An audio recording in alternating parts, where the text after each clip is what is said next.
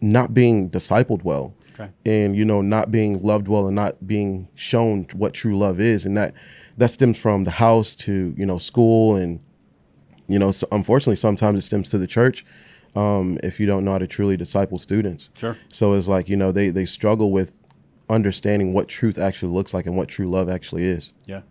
No, absolutely. Let's jump into that for a little bit, because I've been kind of going down this journey for years now, and kind of getting more vocal about it in the last couple of years in discipleship. Yeah. And what that looks like.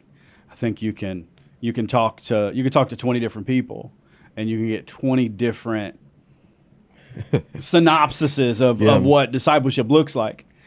But my rebuttal to that is always like, well, what's the model that Jesus set? Yeah.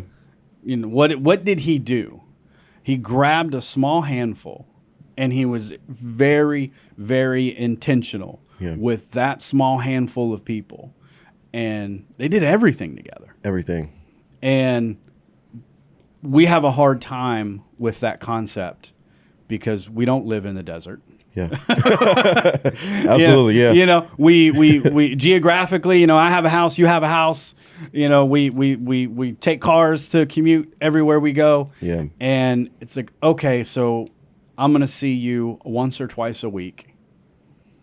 And then I'm going to act confused as to why you fell into sin or why your depression increased. Yeah.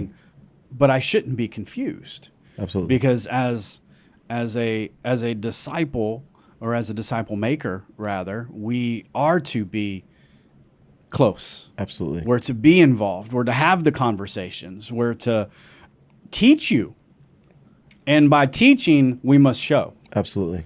And so many young people, and I see it in 40 and 50-year-old men that were not shown how to be a man by their father. Wow. And it's the same thing with the young people. Yeah.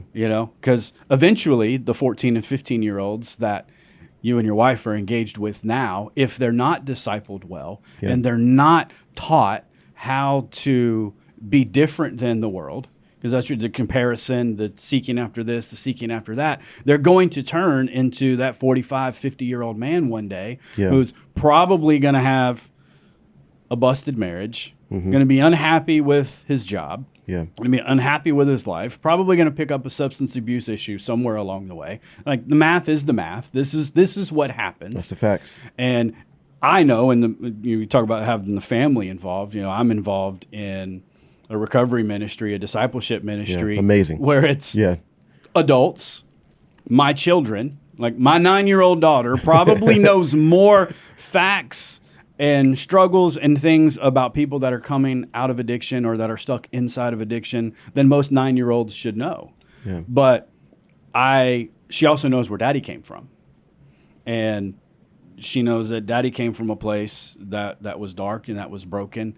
And it took men of God being very intentional with me and showing me how I could be different, how I could live a different life, having that encounter with God, being filled with the Holy Spirit to move differently in spite of where I came from. Because too many young people, they see, okay, well, this is all that I know. Dad's gone, mom's broken.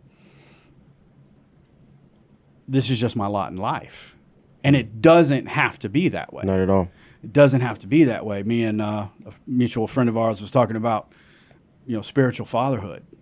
And they don't have to be your biological children. Absolutely. To step inside of their life and say, no, like, there is a better way. There is a different way. Like, you can have peace, hope, and joy. You can have goals for yourself. You can have all of these things, but we can teach you and show you what walking with Jesus looks like so you can walk in his will. Yeah. And there's going to be challenges. There's going to be, Absolutely. Things are going to happen. Yeah.